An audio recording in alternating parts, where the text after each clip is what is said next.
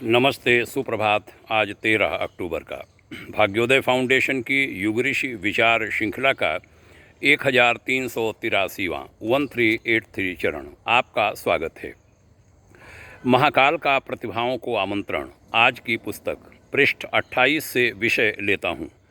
जीवन में आत्मविश्वास बड़ा जरूरी। लिखा था पूज्य श्रेष्ठ आचार्यवर ने। बात उन दिनों की है जब जर्मनी अपने मित्र राष्ट्रों के साथ पूरी शक्ति झोंक कर युद्ध लड़ रहा था। इंग्लैंड के साथ रूस और अमेरिका भी थे। वे बड़ी मार से अचकचाने लगे और हर्जाना देकर पीछा छुड़ाने की बात सोचने लगे। बात इंग्लैंड के प्रधानमंत्री चर्चिल के सामने आई तो उन्होंने त्योरी बदल कर कहा, आप लोग जैसा चाहें सोच सकते हैं या कर सकते हैं, लेकिन इंग्लैंड कभी हारने वाला नहीं है। वह आप दोनों के बिना भी अपनी लड़ाई लड़ेगा और जीत कर दिखाएगा। इस प्रचंड आत्मविश्वास को देखकर दोनों साथी यानी रूस और अमेरिका भी ठिठक गए और लड़ाई छोड़ भागने से रुक गए। डार्विन के कथनानुसार बंदर की औलाद बताया गया मनुष्य आज इसी एक गुण के कारण सृष्टि का मुकुटमणि बना हुआ है और धरती या समुद्र पर ही नहीं, अंतरिक्ष पर भी अपना आधिपत्य जमा चुका है। कभी के समर्थ देवता चंद्रमा को उसने अपने पैरों तले बैठने के लिए विवश कर दिया है।